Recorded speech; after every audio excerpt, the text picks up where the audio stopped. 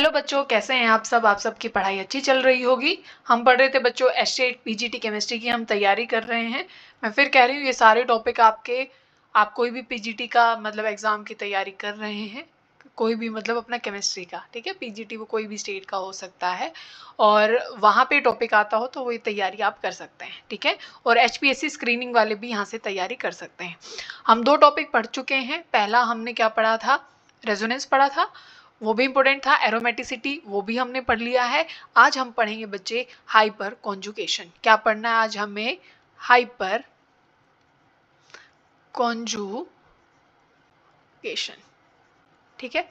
अब देखो, यहाँ मैं सबसे पहले आपको बेसिक बात समझाऊंगी, फिर जो यहाँ से जिस टाइप के क्वेश्चन आपके बनते हैं या जैसे नीट में भी पूछे गए हैं, अपने पीजीटी केमिस्ट्री में स्टेट में पूछे गए हैं, तो वैसे क्वेश्चन हम उठाएंगे, ठीक है। अब ध्यान से समझना। देखो, पहले तो हाइपर कॉन्जुगेशन एक परमानेंट इफेक्ट होता है बच्चे। कैसा होता है? Permanent effect. बात समझ में आ गई? टेम्परेरी नहीं है, परमानेंट इफेक्ट ये बोला जाता है। ये कार्बोकैटायन में दिखाई देगा। कार्बो अपना जो एल्कीन होता है, एल्कीन में दिखाई देगा और साथ में रेडिकल में दिखाई देगा। किसमें? रेडिकल में, ठीक है। इन तीन जगह आपको ये नजर आएगा। कंडीशन क्या है बच्चे कि जो अपना जैसे मान लीजिए कहीं कार्बोकैटायन बना हुआ है, जैसे हम ये कार्बन में हाइड्रोजन नहीं लगा रही हूँ, मैंने यहाँ सिर्फ क्या बना दिया है, ये यहाँ पे कार्बोकैटायन बना दिया है। तो साथ में आपके पास यहाँ क्या होना चाहिए? एक कार्बन होना चाहिए जिसकी हाइब्रिडाइजेशन क्या हो? sp3 हाइब्रिडाइजेशन हो। sp2 हाइब्रिडाइजेशन नहीं होनी चाहिए। अल्फा कार्बन, मैंने कहा जैसे इस कार्बोकैटायन के लिए ये अल्फा कार्बन है तो उसकी हाइब्रिडाइजेशन sp3 हो। एग्जैक्टली सेम ये रेडिकल हो सकता है, तो रेडिकल वाला के साथ वाला अल्फा कार्बन जो है वो sp3 हाइब्रिडाइज्ड होना चाहिए। एग्जैक्टली सेम आपको एल्कीन पे भी लगाना है। जैसे ये कार्बन इसके लिए अल्फा नहीं है, इसके लिए ये कार्बन अल्फा होगा, तो वो जो अल्फा कार्बन होगा वो sp3 हाइब्रिडाइज्ड होगा, तभी हाइपर कॉन्जुगेशन का जो इफेक्ट है बच्चे वो लग सकता है, ठीक है। अब देखो यहाँ पे और क्या क्या चीजें होती हैं वो आपको ध्यान से समझनी है। जैसे पहले हम इन कार्बोकैटायन पढ़ते हैं। किसमें? इन कार्बोकैटायन। आप ध्यान से समझते जाइएगा, कोई मुश्किल चीज ऐसी है नहीं। मैं बिल्कुल स्टार्ट से जो अपनी इसको जीओसी हम बोलते हैं, जनरल ऑर्गेनिक केमिस्ट्री में पढ़ा रही हूँ, फिर आपके जो और मैं केमिस्ट्री पढ़ाऊंगी ना, वहां आपके टॉपिक अपने आप स्ट्रॉन्ग हो जाएंगे। इसी वजह से मैं थोड़ा सा टाइम इन पे लगाऊंगी। अब यहाँ पे क्या है, जैसे मैंने यहाँ पे बनाया ये कार्बन, यहाँ पे हाइड्रोजन है, यहाँ पे हाइड्रोजन है, और ये कार्बन हमने माना जिसके ऊपर पॉजिटिव चार्ज है, ठीक है। अब इसकी अल्फा पोजीशन तो यही है, कार्बोकैटायन के साथ वाला जो कार्बन होगा वो अल्फा कार्बन कहलाएगा, ठीक है। इतनी बात समझ में आ गई। अब यहाँ पे हाइड्रोजन देखो बच्चों कितने हैं? 3 हाइड्रोजन है, ठीक है। तो नंबर ऑफ अल्फा एच जितने होंगे, नंबर ऑफ अल्फा एच जितने होंगे बच्चे, उतने ही हाइपर कंजुगेटिंग स्ट्रक्चर वहां पे फॉर्म होंगी। बात समझ में आ गई? अब यहाँ पे एक्चुअल में होता क्या है कि ये बॉन्ड, ये हाइड्रोजन जो है वो ब्रेक डाउन होगा और यहाँ पे इलेक्ट्रॉन डोनेट करेगा। तो ये कैसा कुछ दिखाई देगा कि ये H, ये कार्बन और यहाँ पे H और ये डबल बॉन्ड और ये CH2 और H पॉजिटिव बाहर आपको कुछ समय के लिए बाहर ऐसे दिखाई देगा। ये फिर क्या है, ये आ सकता है थोड़ी देर में ये गायब हो जाएगा। बात समझ में आ रही है ना? तो इस तरीके से हम स्ट्रक्चर बनाते हैं। तो इसमें आपको ये देखना है बस कि अल्फा एच कितने हैं, उतने ही हाइपर कंजुगेटिंग स्ट्रक्चर हमारे पास फॉर्म हो जाएंगी, ठीक है। अब साथ में क्या हो सकता है कि ये कार्बन है, यहाँ पे कार्बन है और साथ में ये कार्बन है। अगर यहाँ पे पॉजिटिव चार्ज है और यहाँ पे CH3 है, यहाँ पे CH3 है, तो देखो कार्बोकैटायन के ये पोजीशन भी अल्फा है, ये पोजीशन भी अल्फा है, दोनों ही पोजीशन क्या है? अल्फा। तो अब यहाँ पे नंबर ऑफ हाइड्रोजन आप काउंट करके मुझे बताएंगे तो कितने हो जाएंगे? 3 अल्फा एच यहाँ पे हो जाएंगे, 3 अल्फा एच यहाँ पे हो जाएंगे। तो total number of alpha H कितने हैं बच्चे? यहाँ पे 6 अल्फा एच हैं। और बात आप ध्यान से समझेंगे, जितने नंबर ऑफ अल्फा एच होंगे, अल्फा नहीं, नंबर ऑफ जितने अल्फा एच होंगे उतनी ही आपकी हाइपर कंजुगेटिंग स्ट्रक्चर यहाँ पे फॉर्म होने वाली है, ठीक है। जैसे यहाँ पे 6 अल्फा एच है और 6 अल्फा एच की वजह से यहाँ पे 6 हाइपर कंजुगेटिंग स्ट्रक्चर फॉर्म होने वाली हैं। और जितनी ज़्यादा, ध्यान से समझना, जितनी ज़्यादा हाइपर कंजुगेटिंग स्ट्रक्चर होंगी, ठीक, हाइपर कंजुगेटिंग स्ट्रक्चर होंगी, उतना ज़्यादा जो कंपाउंड होगा वो स्टेबल होगा। उतना ज़्यादा वो कंपाउंड क्या होने वाला है, वो कंपाउंड उतना स्टेबल होने वाला है। ठीक है, अभी सिर्फ मैं आपको स्ट्रक्चर बना के दूंगी, बस आपको काउंट करना है कि यहाँ पे कितने अल्फा एच हैं। ठीक है, अब देखो सबसे पहली स्ट्रक्चर अगर मैं फॉर्म करूं तो ये कुछ ऐसे है और यहाँ पे मैंने पॉजिटिव चार्ज लगाया है। तो बताइए यहाँ पे कितने अल्फा एच हैं, मतलब और कार्बन कैसा होना चाहिए, sp3, मतलब यहाँ देखो कोई डबल बॉन्ड है तो नहीं, तो अपने सारे ही क्या हो जाएंगे, sp3 है। तो देखो इसके लिए ये अल्फा है, करेक्ट है, ये भी अल्फा पोजीशन है और ये भी कैसी पोजीशन है, अल्फा, ये भी अल्फा है, ये भी अल्फा है और ये भी क्या है, अल्फा पोजीशन है। तो यहाँ पे कितने नंबर ऑफ हाइड्रोजन है, देखो इसने कार्बन ने यहाँ पे एक बॉन्ड, दो बॉन्ड, तीन बॉन्ड बना रखे, मतलब एक ही हाइड्रोजन यहाँ पे प्रेजेंट है, एक हाइड्रोजन तो यहाँ पे और यहाँ से 3 हाइड्रोजन और यहाँ से भी 3 हाइड्रोजन, टोटल कितने 7H, मतलब 7 हाइपर कंजुगेटिंग स्ट्रक्चर बनेंगी, कितनी 7। ठीक है, अब ये बताना, क्योंकि यहाँ से क्वेश्चन पूछे जाते हैं ना बच्चे, तो ये आप ध्यान रखेंगे, यहाँ पे पॉजिटिव चार्ज है। अब अल्फा, इसके लिए ये पोजीशन भी अल्फा है, ये पोजीशन भी अल्फा है और ये पोजीशन भी अल्फा है। तो यहाँ पे 3 हाइड्रोजन है, यहाँ पे 2 हाइड्रोजन है और यहाँ पे भी कितने हाइड्रोजन है, 2। ये तो आपको पता ही होगा ना, अगर मैं ऐसे स्ट्रक्चर बना देती हूँ तो ये आपको पता है भाई, ये CH3 है, ये CH2 है अपना और ये वाला क्या है CH3। तो ऐसे हम नंबर ऑफ हाइड्रोजन कर रहे हैं, बस इतना पता है आपको, कार्बन 4 बॉन्ड बनाता है, अगर 3 पहले बना रखे हैं तो 2 हाइड्रोजन बच गए, मतलब 3 बना रखे हैं तो 1 बच गया, 2 बना रखे हैं तो 2 हाइड्रोजन आपके रह जाएंगे। अच्छा, एक क्वेश्चन और आप बताएंगे मुझे, ठीक है। अब देखो मैंने पिछले लेक्चर में एक क्वेश्चन आपसे पूछा था, OH वाला और OH-CH3 वाला, एक ही बच्चे का आंसर आया है, अभी आंसर आया नहीं है तुम में से किसी का। देखो अब यहाँ पे क्या है, हमने कुछ ऐसे स्ट्रक्चर बनाई है, यहाँ पे पॉजिटिव चार्ज है, तो देखो इसके लिए अल्फा कौन है, ये भी अल्फा, ये भी अल्फा और नीचे जा रहे हैं ये कार्बन भी अल्फा। तो इस कार्बन ने देखो 1 2 3 बॉन्ड बना ली ना, तो मतलब एक ही हाइड्रोजन बचा हुआ है, तो यहाँ से सिर्फ एक हाइड्रोजन हेल्प करने वाला है, यहाँ से 3 करेंगे, यहाँ से 3 करेंगे, तो टोटल नंबर कितने हो जाएंगे, 7 हो जाएंगे। चलो तो एक और कर दो लगे हाथों। आपकी स्ट्रक्चर कुछ ऐसे है, आपकी नहीं मतलब कार्बोकेटाइन की कुछ स्ट्रक्चर ऐसे है। अच्छा, आप सोचेंगे भाई इसके लिए तो ये भी अल्फा है और ये भी अल्फा है, करेक्ट है, बट ये sp2 हाइब्रिडाइज्ड है और sp2 हाइब्रिडाइज्ड वाला अपना हाइपर कंजुगेशन में काउंट नहीं किया जाता, तो ये वाले सिर्फ 3 जो हाइड्रोजन होंगे वही हाइपर कंजुगेशन में क्या करेंगे, पार्टिसिपेट करने वाले हैं। ठीक है, तो इस तरीके से आपको क्या करना होता है, जो नंबर ऑफ आपकी जो स्ट्रक्चर होती हैं हाइपर कंजुगेटिंग स्ट्रक्चर, वो आपको काउंट करनी होती हैं। ठीक है, अब बात करते हैं हम एल्कीन्स में कैसे आपको देखना होता है, किसमें, इन एल्कीन्स। ठीक है, एल्कीन्स में देखिएगा, ध्यान से समझना, बहुत आसान चीज है, कोई मुश्किल बात नहीं है। ये कार्बन है बच्चे, यहाँ पे हाइड्रोजन है, यहाँ पे भी हाइड्रोजन, ये भी हाइड्रोजन और यहाँ पे अब हम बना रहे हैं डबल बॉन्ड। ठीक है, अब देखो मैंने कहा एल्कीन के बाद वाला ये वाला जो कार्बन होगा ये अल्फा क्या होगा, कार्बन, तो अल्फा के ऊपर जितने हाइड्रोजन है वो अल्फा H हो जाएंगे, तो 3 यहाँ पे क्या बन जाएंगी, 3 अल्फा H हैं, तो 3 ही हाइपर कंजुगेटिंग स्ट्रक्चर यहाँ पे फॉर्म हो जाएंगी। ठीक है, कि ऐसा होना चाहिए, ये ध्यान रखिएगा कि sp3 हाइब्रिडाइज्ड कार्बन होना चाहिए अल्फा वाला, अदरवाइज वो कंजुगेशन में पार्टिसिपेट नहीं करने वाला। ठीक है, अच्छा इसमें आप मुझे नंबर ऑफ हाइड्रोजन काउंट करके बताएंगे कि कितनी हाइड्रोजन कितने हैं और हाइपर कंजुगेटिंग स्ट्रक्चर फिर अपने आप निकल जाएंगी।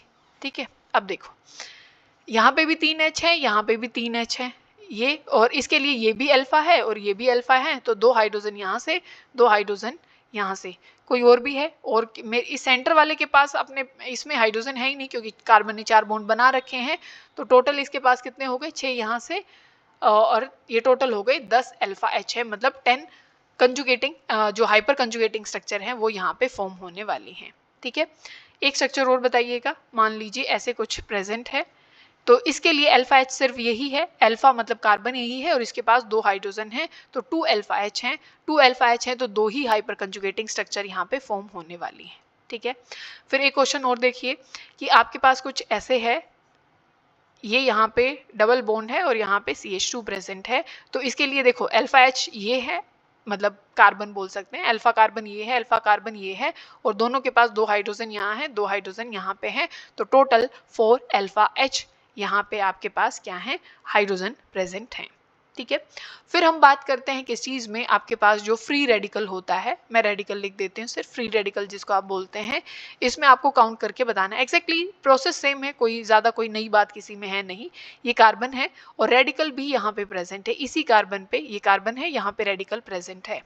तो अब इसके लिए आपको ये पता होगा कि सिर्फ यही कार्बन जो है वो अल्फा एच होगा, क्योंकि ये कार्बन है ना, तो इसके लिए यहाँ पे रेडिकल है, तो इसके लिए सिर्फ यही कार्बन कैसा है, अल्फा कार्बन है।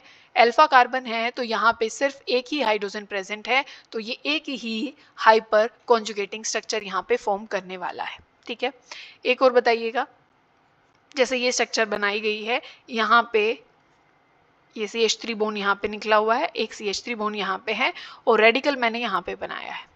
ठीक है, इस कार्बन पे रेडिकल है, तो इस कार्बन पे, ये वाला जो कार्बन है बच्चे, इस पे रेडिकल है, तो इसके लिए तो ये भी अल्फा है, यहाँ पे 3 अल्फा H है, और ये वाला कार्बन भी अल्फा है, यहाँ पे 2 अल्फा है H, और यहाँ पे अगर हम बात करें ये कार्बन भी अल्फा है, इसके पास सिर्फ एक हाइड्रोजन है, तो ये total number of alpha H कितने हो जाएंगे, 6 अल्फा H यहाँ पे हो जाएंगे। ठीक है, और मैंने एक बात आपको पहले ही बता दी थी कि जितने नंबर ऑफ अल्फा एच होंगे उतने ही नंबर ऑफ हाइपर कंजुगेटिंग स्ट्रक्चर बनने वाली हैं, और उतनी ही ज्यादा क्या हो जाएगी, स्टेबिलिटी हो जाएगी, मतलब आप स्टेबिलिटी भी काउंट करके बता सकते हैं।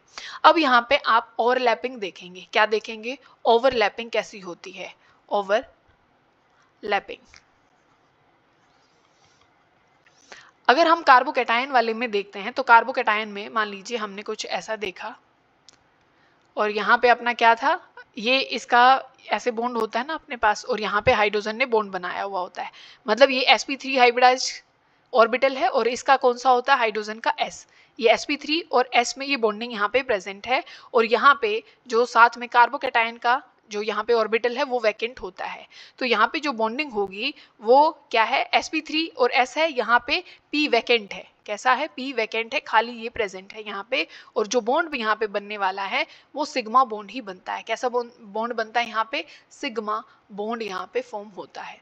फिर अगर सेम बात की जाए किस चीज में, हम फ्री रेडिकल की बात करें, फ्री रेडिकल में क्या होता है बच्चे, यहाँ कार्बोकैटायन की जगह पे यहाँ पे एक इलेक्ट्रॉन प्रेजेंट होता है, तो ये क्या है, हाफ फिल्ड p है, कैसा है, हाफ फिल्ड, मतलब एक ही इलेक्ट्रॉन है, क्योंकि एक उसमें ऑर्बिटल में 2 इलेक्ट्रॉन प्रेजेंट होते हैं, यहाँ पे सिर्फ एक है, मतलब बॉन्ड तो यहाँ पे सिग्मा ही बॉन्ड बनेगा, पर यहाँ पे जो जैसे पहले sp3s और यहाँ p वैकेंट था कार्बोकैटायन में, अब की बार वो हाफ फिल्ड अपना p ऑर्बिटल हो जाएगा। पर यहाँ पे एल्कीन वाले में थोड़ा सा जो खेल है वो बदल जाता है, यहाँ पे किस्सा क्या हो जाता है, ये वाली चीज तो सेम है कि भाई ये जो कार्बन होने वाला है वो अपना sp3 हाइब्रिडाइज्ड होगा, ये हाइड्रोजन जो यहाँ पे प्रेजेंट होगा वो s ऑर्बिटल वाला होगा, पर जो एल्कीन यहाँ पे प्रेजेंट है हमारे पास, उसमें p का जो ऑर्बिटल होंगे ना बच्चे, जो p वाले जो ऑर्बिटल होने वाले हैं वो पाई स्टार में, मतलब पाई एंटी बॉन्डिंग में, कैसे में, एंटी बॉन्डिंग जो होती है ना उसमें जाएगा, तो यहाँ पे ओवरलैपिंग जो होती है वो सिग्मा और पाई स्टार की ओवरलैपिंग होती है, किसकी, सिग्मा और पाई स्टार की ओवरलैपिंग यहाँ पे होगी।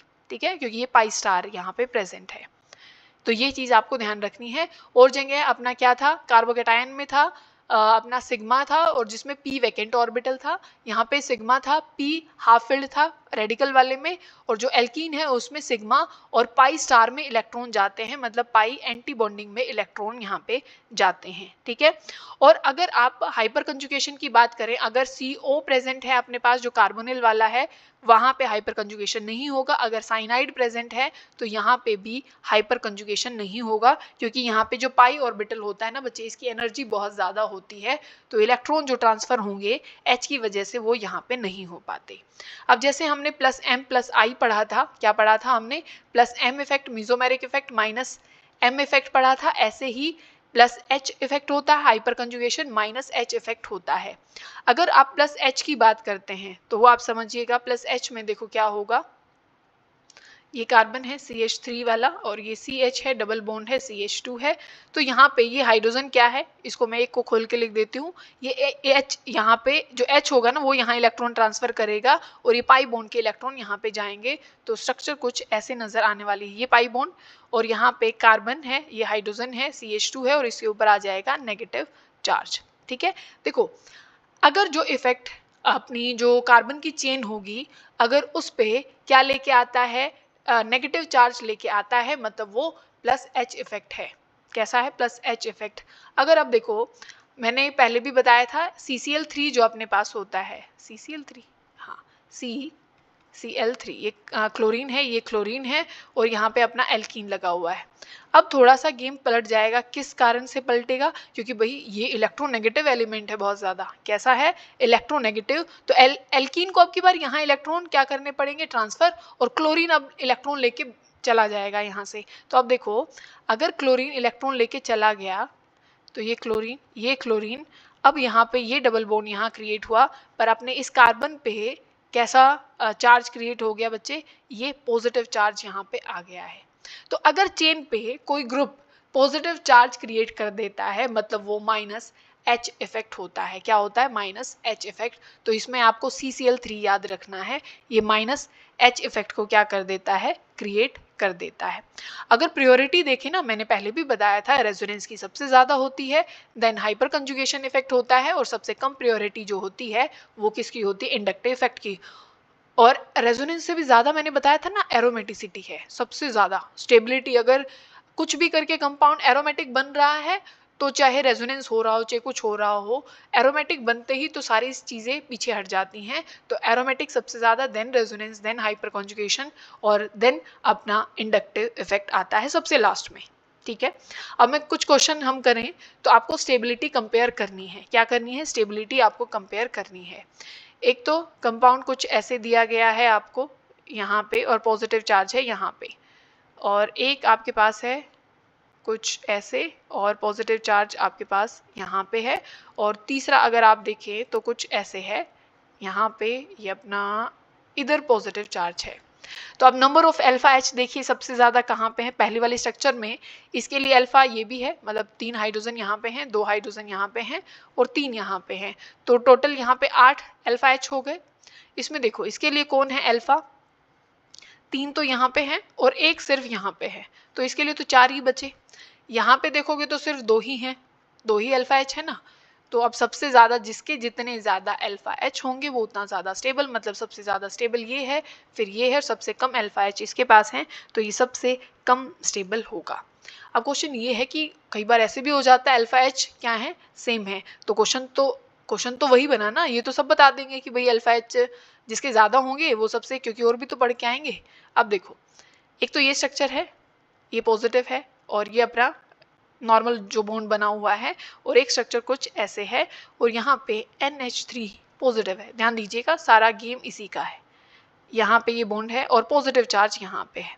अब आप क्या गिन लेंगे, अल्फा H, 3 अल्फा H यहाँ पे, 3 अल्फा H यहाँ पे, और 2 यहाँ पे, कितने हो गए, 8 हो गए, 8 अल्फा H। यहाँ पे देखो, एक तो यहाँ पे है अपना, 2 यहाँ से आएंगे, 3 यहाँ से आएंगे, और 3 यहाँ से, यहाँ पे भी 8 अल्फा H है। अब किसको स्टेबल बताएंगे आप, अब ध्यान से देखो कि जो NH3 पॉजिटिव है, यहाँ पे ये माइनस I इफेक्ट लगा रहा है। माइनस I मतलब इसे इलेक्ट्रॉन खींचने का काम करेगा।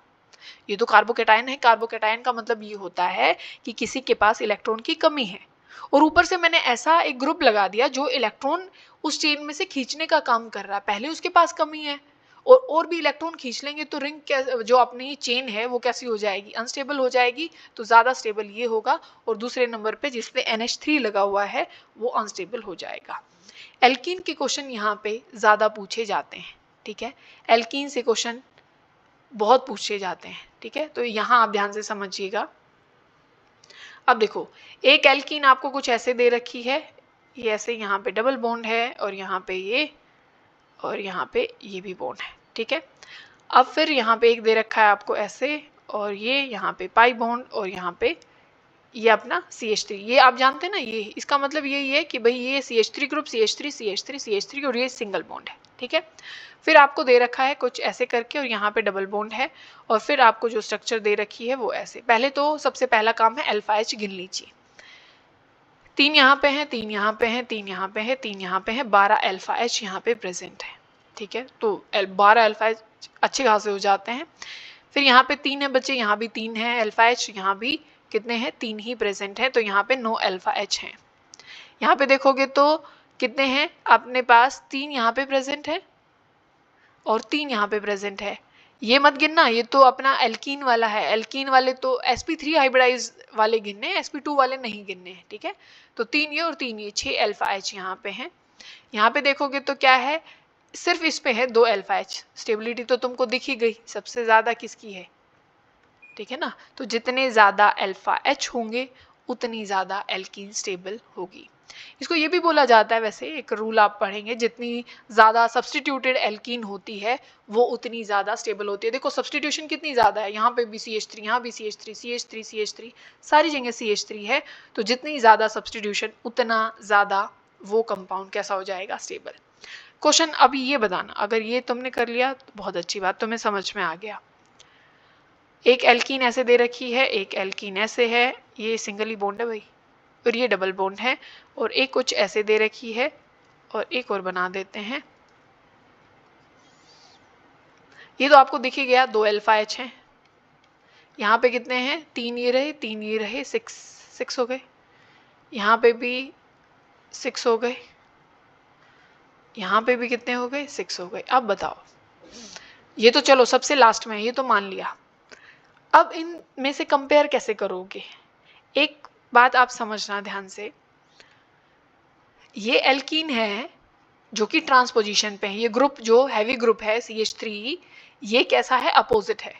तो ये जो स्टेरिक हिंड्रेंस है वो कम करेगा। तो इसका मतलब इन दोनों में से ये वाली स्टेबल है, क्योंकि ये तो ग्रुप जो हैवी ग्रुप है वो दोनों एक ही साइड है। तो इन दोनों में से तो ये स्टेबल है। अब इन दोनों में से देख लेते हैं कि इन दोनों में से कौन स्टेबल है।